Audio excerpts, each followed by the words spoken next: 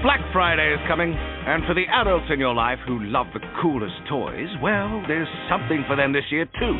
Bartesian is the premier craft cocktail maker that automatically makes more than 60 seasonal and classic cocktails, each in under 30 seconds at the push of a button. And right now, Bartesian is having a huge site-wide sale. You can get $100 off any cocktail maker or cocktail maker bundle when you spend $400 or more. So, if the cocktail lover in your life has been good this year, or the right kind of bad, get them Bartesian. At the push of a button, make bar-quality cosmopolitans, martinis, Manhattans, and more. All in just 30 seconds. All for $100 off. Amazing toys aren't just for kids. Get $100 off a cocktail maker when you spend $400 through Cyber Monday. Visit bartesian.com/cocktail. That's BARTESIAN.com/cocktail. Blog Talk Radio.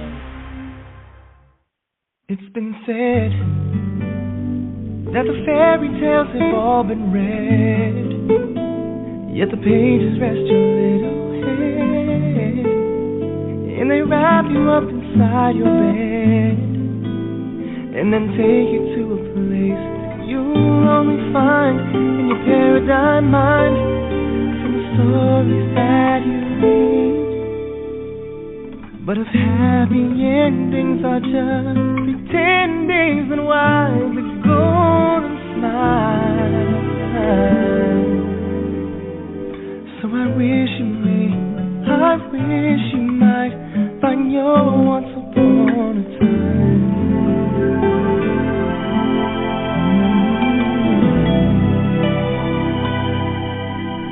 So you said that you lost your sled-related mind, and that elephants can really fly. Those are diamonds lighting up the sky. For a moment I could swear I'd fall and believe everything that you see in the way that life should be. And as you twirl around in your princess gown, it brings me back to life. So I wish you might find your once upon a time.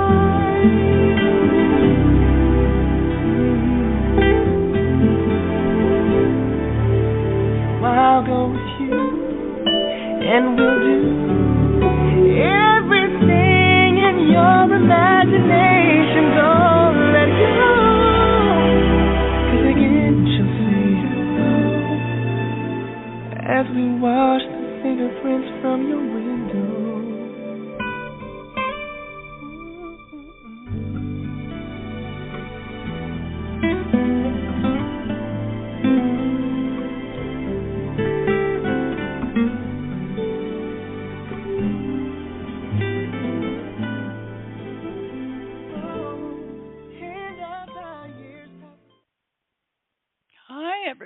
And welcome to Stargate Radio. I'm your host, Betsey Lewis, and I'm so glad we made it tonight. Problems yesterday, technical problems, so we're good to go tonight, and I'm so thrilled to have Dr. Ponch Lopez back on this show. She was here in March discussing demonic possession. What a show. It was a great show, and it's archived still, so if you didn't hear that show, just click on there and you'll find it. She's an Oneirologist, I hope I said that right, and that's the study of dreams, and a psychologist. She has experienced the paranormal since childhood and will discuss some of her experiences and the study of dreams. And we've got so much to cover. I hope we can cover a lot. I think we should have a show like 2 hours with everything we could talk about. Dr. Ponch has been teaching at colleges for over 20 years and is currently lectures on psychology at Nevada State University. She holds an advanced degree as an education specialist from the University of Nevada and an advanced degree as an education specialist with her bachelor's degree in psychology. She also holds a master's degree in psychology and her Ph.D. in psychology, and has taught classes in psychology of dreams and courses at Nellis Air Air Force Base. Boy, she's so talented. So welcome to the show, Dr. Ponch. Are you there? Yes, and thank you for having me. Thank you so much. Well, thank you for being here. Well, yeah, it's great to have you back on the show. Are you enjoying your summer? I guess it's going into fall now. Yes, I am, and I'll be glad when it's over because I'm not into hot weather. But I'm not it'll be cool pretty soon. I can't wait. Oh, I can't either. So, well, tell us how you got into the study of dreams. What brought you to that? Well, as a little girl, I used to have a lot of dreams all the time, and I would dream about things that would come true, dream about places I have never gone to, and I always wondered about it. So one day, a friend of mine said to me, "You should go into psychology. Maybe that might help you, and this could be your field or your gift." And I thought about it. So I did go into psychology, and I kind of wanted to, at one time, become a clinical psychologist.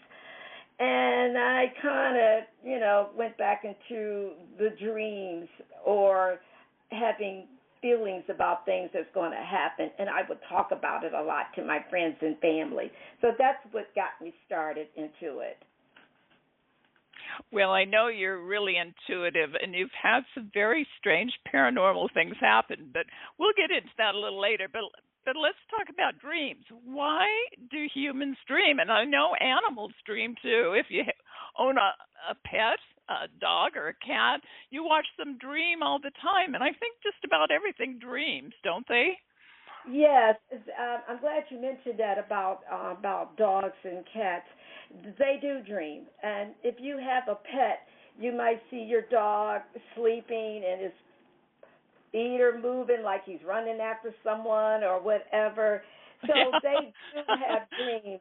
And what dogs usually dream about is their daily lives, their walks, their toys. Mm-hmm. And they see the world, and they live for their playtime and meals. So they dream about that. And cats, they sort of are very limited what they dream about, but they dream about playing or chasing something or whatever. And they dream to remember a way to learn. This is how they learn, through their dreams. They might remember something that happened to them, or if the owner has been kind or mean to them. So they do dream these things. And but I believe with the cats, they see shades of blue and gray and green in their dreams, and the dogs see the world in blue and yellow. Oh, really? So wow. Yeah, they do. They kind of dream in color. Yeah, in a sense they do. Well, I think we do too, don't we? Humans do, but yes, not everybody can dream in color. Yeah, and by us being mammals and birds and reptiles dream, and we're Homo sapiens, so we are the modern human. We dream, and it helps us in our lives. Because the reason why we dream is I would probably say it has meaning in it, and it's a reflection of your state of mind, your future possibilities, and the changes that you have experienced. So you gain insight into your dreams through your motivations and wishes. So dreams are meaningful, and they're the main purpose of dream, which is wish fulfillment, a desire or wish to have something. So dreams do help us. And in getting into dreams, I have studied and followed Sigmund Freud, and he talks about, he's the father of dreams and psychoanalysis, and he says that, and if I could review what I talked about the last time, he talks about the iceberg, where we have the conscious level, which are our thoughts and our perceptions. We have thoughts, we're cognitive. And our second level is our pre-consciousness level, which are our memories, long-term, short-term, and stored knowledge. We store stuff. we call that level the super ego. The first one, I'm sorry, was the ego, the super ego. And the last level, the unconsciousness level, is our shameful experience, immoral urges, and fears. We repress fears. We have over 3,000 different types of fears. So we call that level the ID of the gratification. So when we talk about that, it helps us to understand a little bit about dreams. But before I even go into that, I probably should even mention a little bit about sleep, because sleep is related to dreams. And it's called the sleep cycle. We have stage 1, which is non-REM. You're drowsy. At first, you're still awake. Then we go into stage 2. It's a light sleep that we go through. It lasts about ballpark 20 minutes maybe. Then we go through stage 3. It's a moderate type of sleep. It's deep, and it's about 10 to 20 minutes. But then when we get to stage 4 and stage 5, we go into the deep sleep. That's about 30 minutes. But stage 5 is the REM sleep, which is called the rapid eye movement. So we sleep maybe up to 90 minutes into a sleep, and we have so dreams every night. And they can last like 3 minutes, and they can go up to 20 minutes. You never know. You never know what might happen when you dream. And I want to mention a little bit about infants. They sleep about 14 to 17 hours. And you wonder, what are they dreaming about? You know, what are these little babies are dreaming about? So I kind of study about it. So I'm saying, well, maybe when they're in the womb, they have a sensory experience from the mother's heartbeat or being rocked or so. And they go through images and sensation. And then when they're in the waking life, when they wake up, they're familiar with the faces and smells of people, but they dream about food. They dream about food because when they wake up, the first thing they want to do is eat. So, yeah. Exactly. They do. But when a child becomes 2 years old, they really start dreaming. This is when it's a very cognitive dream, and they have nightmares when they're like 2 years old. That's when all that stuff starts. So we are dreaming all the time. I did want to ask you, how about reincarnation? You know, they say that we retain, you know, all memories from past lives, and many children have actually recalled their past lives, you know, at a very young age and shocked their parents. There's a great book by Wayne Dyer about these children that are remembering. So maybe there's something to that, too, that they're still remembering those past lives, or they're in touch with heaven and actually communicating with family members that have passed on. What do you think about that? Well, I do believe in reincarnation. Some people don't. Some people say no such thing. It all depends on your religion, whatever your beliefs are. But we are reincarnated all of the time. We have been every race in the world. We have lived every other place in the world. We have gone through a lot, and it teaches us lessons. So when we are reborn, it helps us to go through our next mission in life, our next step. You might have been Hitler in one life, and you hated. Oh, dear. Then that's right. Reincarnated back, and you might be that race that Hitler might have hated. So, yes, and you retain a lot of things when you are reborn, because you have to learn that lesson to move on to the next level. So a lot of children, when they're born, they might remember a lot of stuff. They might say things. They might even speak a different language or catch on to language. A lot of things like that do happen. Not with everyone, but yes, reincarnation, I really believe that really happens to me personally, and I have studied Don't you think? a lot. Yes. Don't you think our world would be a better place if people, believed in reincarnation? Maybe they'd think twice about hurting someone, killing someone, wars. I mean, it would change them because of karma. They know that, in another lifetime, they would have to meet self. Yeah, I do believe that, but a lot of times I think when a person might pass away, they might not be reincarnated. Maybe the soul of the spirit goes into another level to cool off, and then maybe 1,000 years might pass or something, and they might come back. I don't know that, but I know that some people don't believe in it, and it just doesn't happen for everybody.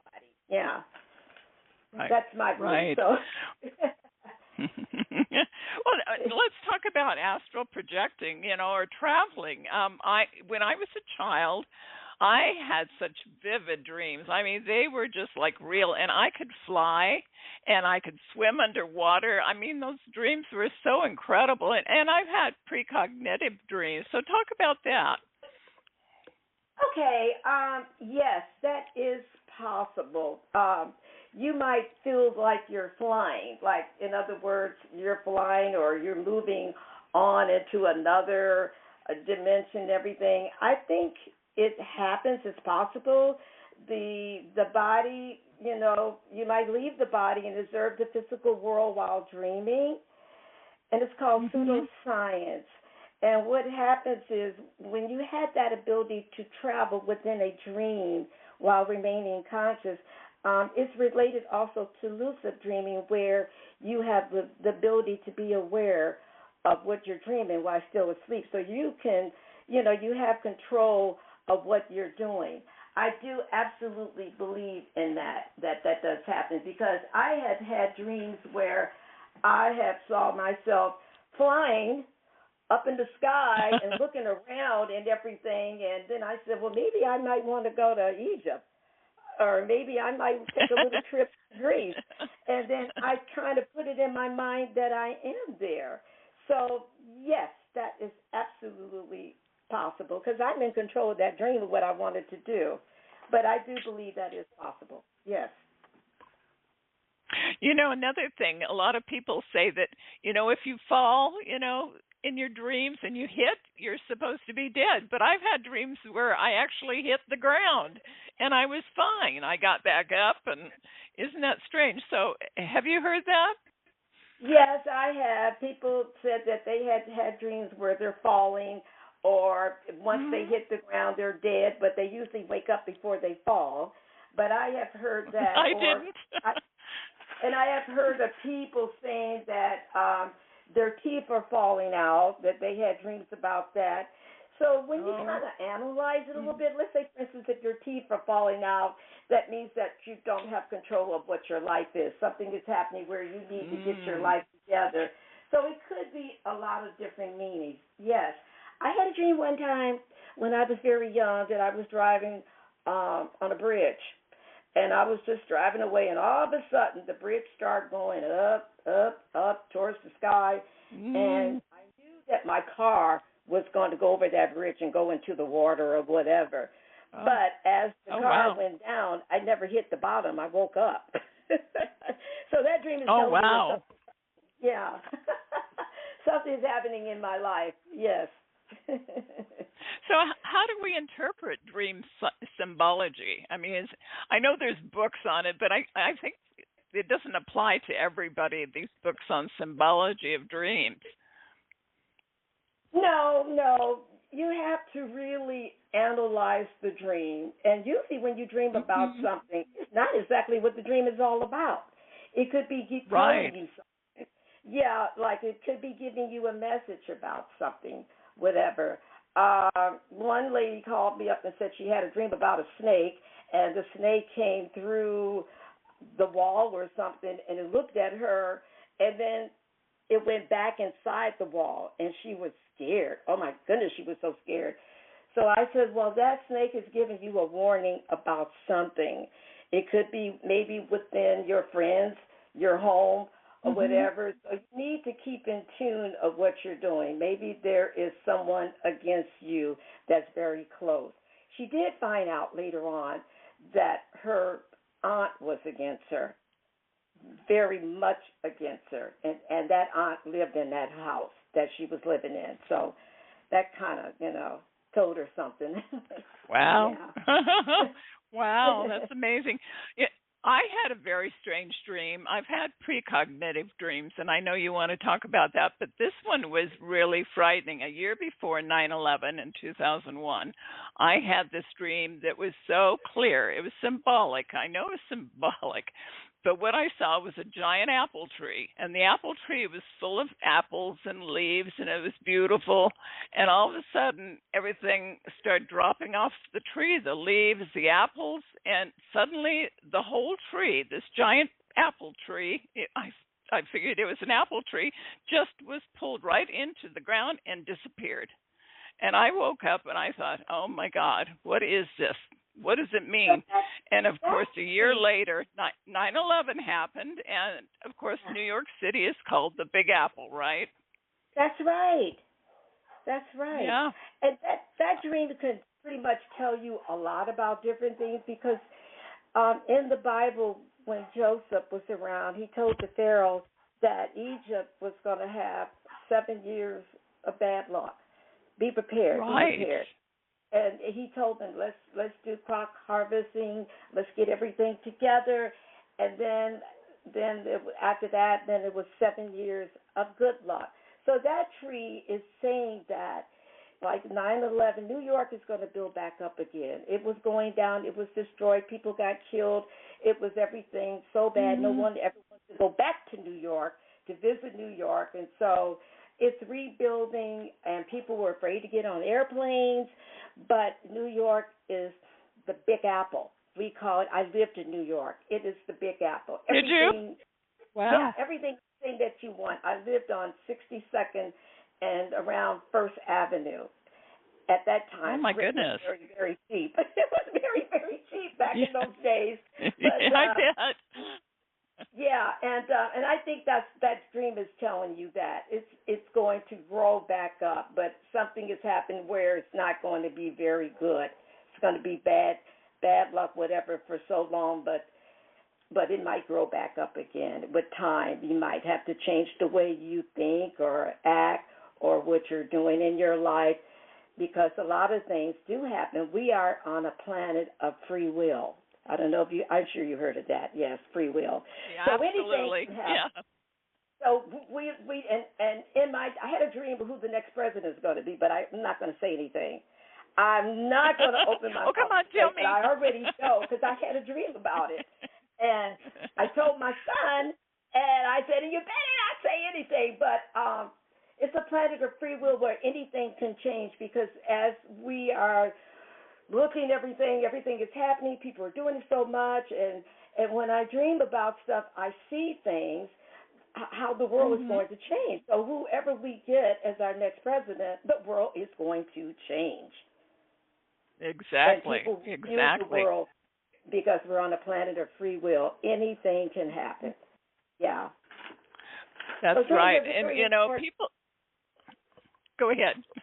No, I said, yeah, dreams are very important. That's what I was saying. Go ahead. I'm sorry. Yeah.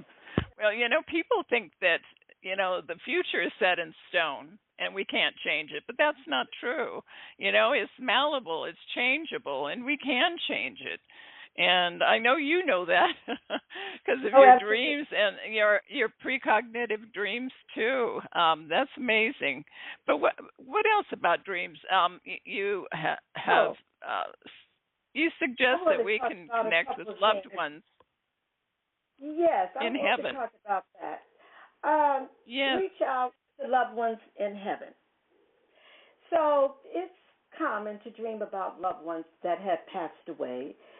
And your mind progresses your thoughts and feelings about them. And you may even experience a dream visitation on which the soul of a family member or friends visit you from heaven, if they go to heaven, and they come in a dream. So what I wanted to say about that, and a lot of my students have said that to me, that they have a relative like an aunt or uncle that had came to them in the dream after they had passed away. And they were dreaming about the person, and the person was telling them something, and they were very vivid, and they looked so good in the dream. And maybe that person might have died of cancer where they looked really bad at the time. But the person was trying to tell them something. So what's going on is this dream is pretty much real. The deceased person is trying to give you a message, and they will come to you in a dream. They're not going to appear before you, like at the side of your bed and say, here I am, and they start talking. So they have to go through the dream, and what it is, they have to let you know about something. Maybe they'll tell you don't grieve too much, or maybe there's something that they wanted to leave you, or maybe they want you to go on with your life to do something very positive. Mm-hmm. So what they do when they pass away, they have to go into the light, a transition, or to another form of existence in which the soul moves on into another dimension. They only have so much time to get this message to you before they move on into where they're supposed to go. So, yes, they do reach out to you. Now, can we communicate with our deceased relatives and friends in a dream state? About 15% of American people have had deceased family members communicate with them in a dream. So deceased loved ones can visit you, but a number of deceased chose not to appear to you because maybe that person is not open to that visitation. It's not meant for everyone. It could be too intense. They might not say, hey, I can't deal with this. But, yes, you can. So if you think about that deceased person and think about it and say, please come to me in a dream. Please let me know that I'm going to be okay. I'm alone. And you've done especially a husband or wife, you've done everything for me. I need you to help me right now. They probably will do that. They probably will come to you and unresolve whatever it is, things that you have going in your life. Absolutely. That's so beautiful, and I think about that, when we travel in our dreams, we're going into another plane of existence. We're going into the super consciousness and maybe into God's mind where everything is available, and that's why we can see into the future. And I think you have mentioned into the past, too. Yes, I have gone into the past. I could go far back. And you're not going to believe this. I could go far back when I was being born. I remember. Oh, my goodness. I have said this to a few people, and I'm going to put this in my book. I was being born, and I was in this operating room, and I could see this big, big light over the table where my mother was birthing me. And I could see this light, and my right eye wouldn't open. I kept trying to get my right eye, and I kept saying to myself, I got to remember now. I remember I used to live in another life, and I'm coming to a new world, a new life. I got to remember. And I can hear the sounds of the people in the operating room, and they're saying, it's a girl, and all this stuff. And I kind of went out. Then I remember being 2 years old. And that's when the dreaming started, when I was 2 years old. That's when I started dreaming about the past, a past life that I had. But I couldn't understand it because I was only 2. But I would see things, and I keep saying Egypt. For some reason, I really feel it was an Egyptian, and I mentioned that before. And I can see hieroglyphics and everything. Yeah. So I can go pretty far back with dreams. Yeah. And I remember you're an old soul. I might be. I don't know. I might you be. are. Oh, my goodness. Absolutely. That's amazing. Yeah. Now, how can we control our dreams? Can we do that? Yeah, we can. We have what we call lucid dreaming, and people can control their dreams. They can do, what they wanted to do. During lucid dream, you are aware of your consciousness. It's a form of metacognition or awareness of your awareness, and it lets you control what you want to do. Most of our dreams are a product of our subconscious. We're not in control of certain things. Our brain creates images as we see in dreams, despite how we feel about them. However, some people can control some aspects of their dream through lucid dreaming. So let's say you might have a dream that's not going very well. And you might say, I know I'm dreaming. I don't like how it's going. I want to get out of this, and I'm going to wake up, or I'm going to change the storyline, and I'm out. Or the dream could go on so well that you might really enjoy the dream, and you want it to last. And if a person appears to you in the dream, a man or a woman, and you're very attracted to that person, you might want to have control of that person making love to you or liking you, or you feel very happy to be with. So lucid dreaming is really fun, and it works, it happens, and a lot of people are good in control of that. Absolutely. Absolutely. So can we program ourselves before we go to bed and say we want to dream about something specific, and then we'll dream about it?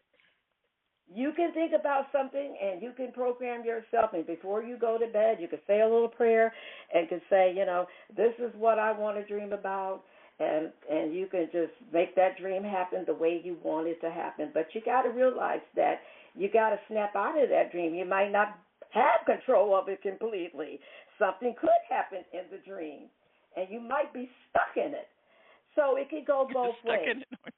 Yeah, and I think that where you're stuck in the dream and you keep saying, like for instance, do you ever have that feeling that someone's chasing you? And you say to yourself, here we go again. It's the same person that's chasing me. I know who the person is, but I can't really see their face. And I got control of this dream, and I'm going to wake up because I'm getting sick of this.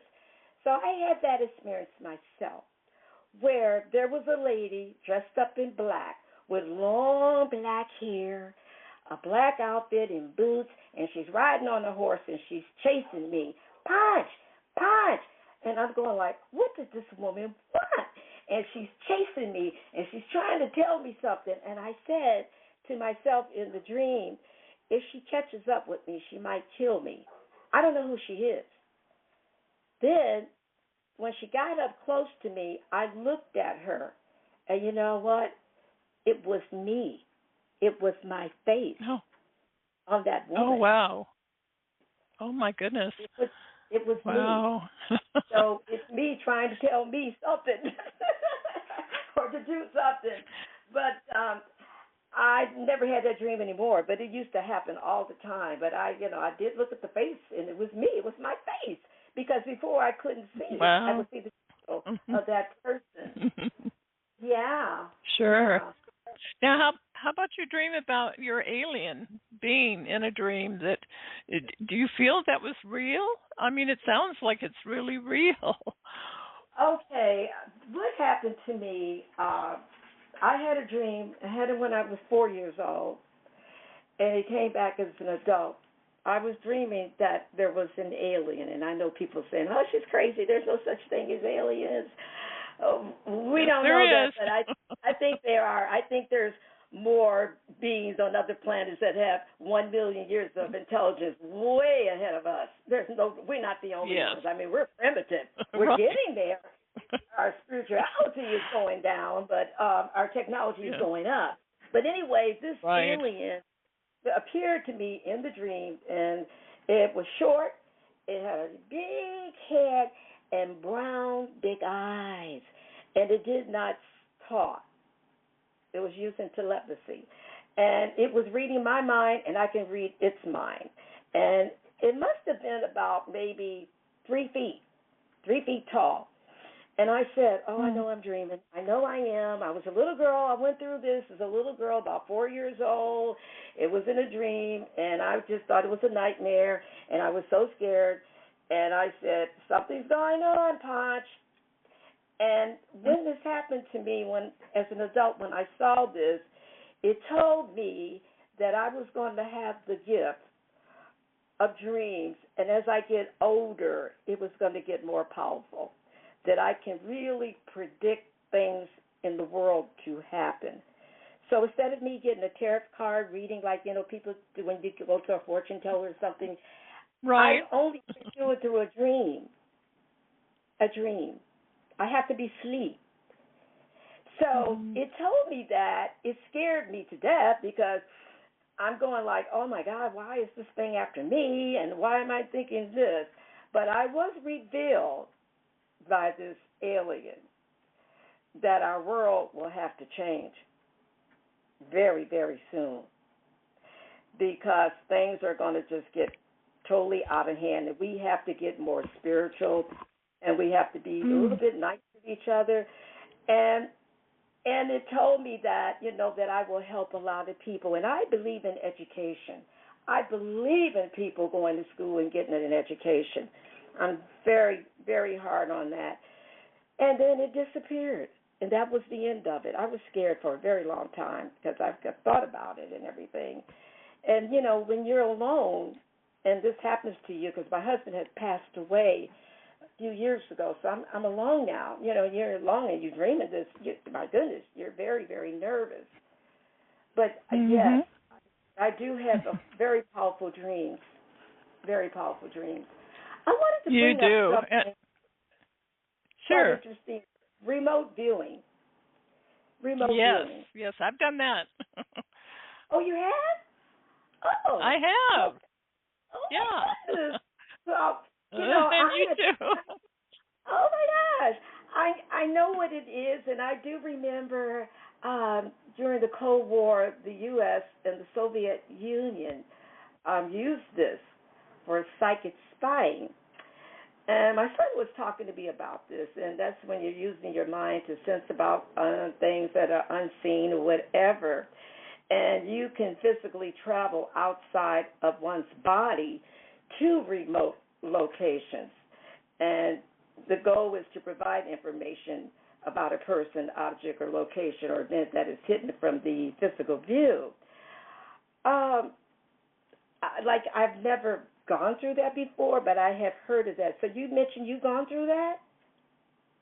Yes, I actually went to, I was remote viewing JPL, which is Jet Propulsion Laboratory in Pasadena, and I was watching these scientists during the 70s all standing around looking at this huge monitor, and I had a feeling they were looking at a planet. I could tell that it was rocky and everything, and there were these huge structures they were looking at, and they were all, high-fiving each other and clapping and how excited they were. And some of those structures I saw were great big spiral formations, a huge ramp type thing. I didn't see but I knew it was probably Mars. I felt it was Mars. And then it ended. Yes. Wow, that's interesting. I have talked to another. You remember Cynthia Crawford? She was sounds familiar. She did sculptures, and she did these sculptures of the beings from other planets. She would talk about that. About remote. Yeah, very interesting. Okay. Let's see. How do we control our dreams? Well, that's part of the lucid dreaming, right? Our dreams are a product of our subconsciousness. When we're not in control, our brain creates the images we see in dreams despite how we feel about them. But some people can do that. So there's so much that we can talk about today. I know. Well, one last question, because I know we're running out of time, but melatonin. I've taken melatonin, and I don't think it's really that great because I think it kind of stifles your dreams, your real dreams. And it's kind of like weird dreams. And it depends on how you take it. I talked to a guy that wrote a book about taking melatonin, and he takes a ton of it and says he loves it. He loves the dream. Yeah. I've never done that. I don't remember his name, but I interviewed him a couple of years ago, and he was quite a character. Oh, wow. What do you think of melatonin? Yeah, I know we're running out of time, but I did want to bring something up. The clairvoyance. We're born with, I guess, 5 senses, but we do have a sixth sense, and we have taste, smell, vision, hearing, touch, but we do have the sixth sense, which is called ESP, extra sensory perception. But the thing about it is only a few people have it or use it. And I believe it's because it's out of fear, like you don't want to develop that or you don't believe in that. And there's some certain cultures of people that do this where, let's say they do fortune telling, they know how to use this sixth sense. And I have it, there's no doubt about it. But a lot of us do have it. You know how you have that gut feeling about something? Sure. You say, you know what, I better not do this, I better not do that because something's going to happen. I can feel it. That is part of it, and it's a gut feeling that we have or a psychic feeling about something is going to happen. And a lot of my students have said that to me where they would have feelings about stuff. I had a feeling one time when I was teaching at a junior college that somebody was going to come to that college and let everybody have it. Assassin was going to come in there. And I told a couple of professors about it. I said, you know what, when I go in my classroom, I like to look around at the exit doors to see if I can escape, if something might happen, because I got a funny feeling something's going to happen like this. So I would tell my students, now look at the doors. If somebody come in, look at the exits, where can we run, whatever, because you have to be very careful nowadays. And then, Lord and behold, we had that incident here at UNLV. First time we ever had that here in Las Vegas. But I always have had that feeling, as I call it, my gut feeling about certain things. So I always look around for exit doors when I'm at places to see if I can get out or whatever. Yeah, I just want Good to bring idea. that up. Yeah. Ponch, I know there are people out there that have forgotten about their intuition. We had to survive, through the ages, eons ago, trusting our intuition, and people have forgotten how to trust their psychic ability, their sixth sense. And I hope people get back to it again. It's just sad, like you said. Yeah, what happened to spirituality? It's gone. We have prejudice. Yeah. It's increasing, but our spirituality is decreasing down, and it's so bad now. You're just like, you don't know what someone's going to do to you. You got to be so careful what you say or do, and we're living in a different world now. So follow your gut, follow your intuitions of something. If you know it's bad and you feel it's bad, then get away from it quickly, because it's the energy in the air. We got so much negativity energy that's around us now. It's so much. That's right. So you have to it's follow. Crazy. It's crazy. Now, I want you to talk about your book a little bit. You're working on a book. Are you thinking it's going to be published in 2025? I'm working on it right now. I started on it, and I started reading other writers, their books, and they're saying the same thing that I'm kind of saying. So I'm going to start working on it probably for sure by next month, full time for sure, because you have written a lot of books, and it takes time to write a book. It's a lot of work, a lot of research. It does. Yeah, but I'm going to start working on it really soon. I'm going to get an illustrator and make really pretty pictures and stuff like that about dreams. Awesome. And hopefully I can get it out in a year. And I think what will make your book different than others is your own experiences. You've had some amazing experiences, and I think people should hear about that, because you're just such an advanced soul. I know that. So I hope you'll include that. And you're right about that, Betsy, because as you know, and I have mentioned, I worked for a major airline, and I worked for them nearly for 20 years. And as I was working for them, I was going to college, too. I have traveled all over the world because I like to study history and cultures of people. So when I write this book, I'm going to, talk about my experience in places I've gone to, and I have actually stayed with a family in Egypt when I did go to Cairo. And I'm going to say this real quick. Yeah, they spoke Arabic and French, and I don't speak French or Arabic, but I was traveling with someone that spoke French. So we were all in a room, like translating this and that or whatever. But, and, people all over the world, they dream. They tell you about your dreams. So I'm going to put this in the book about the different cultures of people and how, what they say about their dreams and things that they have learned through their dreams. Yes, I do feel I'm an old soul. I feel that. You are. Well, I can't wait until this book comes out, and I'm going to keep pushing you to get it out there. I know. You are the one that's really pushing me on it. I know. I will work I'm on a it. pusher. I promise, yes. Tell people, if they live in the Las Vegas area, how they can reach you to listen to your classes or join your classes.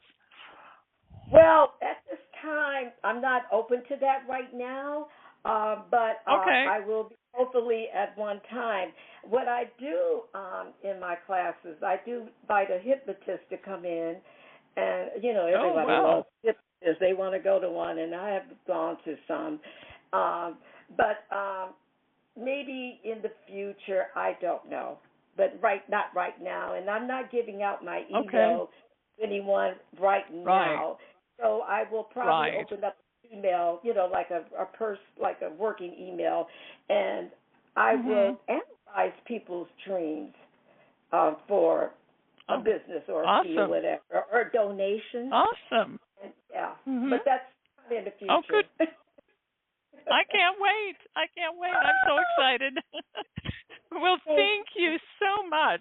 That was just a great show that you gave us all that information on dreams, and I'll have you back. We'll, once you get that book out there, we'll have a lot more to talk about and everything. So I'm excited for you. You've got some good things happening now. Talk about change now. In here. Thank you for inviting me back. I really appreciate that. Well, thank you, and blessings. We'll be in touch. Thank you. Okay. Have a wonderful evening. Bye. Bye-bye, everybody. You too. Thank you. Blessings. Bye. Before you all go, I just wanted to let you know that next week's show on Thursday, that's September 26th at 6 p.m. Eastern Time, abductee Marisol Smiley will be on the show and talk about her famous 1969 Berkshire UFO incident.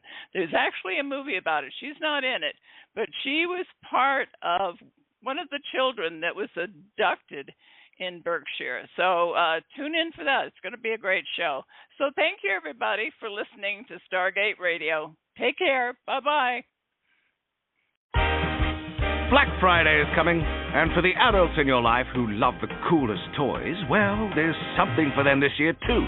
Bartesian is the premier craft cocktail maker that automatically makes more than 60 seasonal and classic cocktails, each in under 30 seconds at the push of a button. And right now, Bartesian is having a huge site-wide sale. You can get $100 off any cocktail maker or cocktail maker bundle when you spend $400 or more. So, if the cocktail lover in your life has been good this year, or the right kind of bad, get them Bartesian. At the push of a button, make bar-quality cosmopolitans, martinis, Manhattans, and more. All in just 30 seconds. All for $100 off. Amazing toys aren't just for kids. Get $100 off a cocktail maker when you spend $400 through Cyber Monday. Visit Bartesian.com/cocktail. That's BARTESIAN.com/cocktail. Mrs. Meyer's Clean Day presents Goodness from the Garden. Imagine your home blooming with floral scents. No dirt or grime in sight. That's the power of Mrs. Meyer's Clean Day. With uplifting scents and down-to-earth values, Mrs. Meyer's collection of household products is inspired by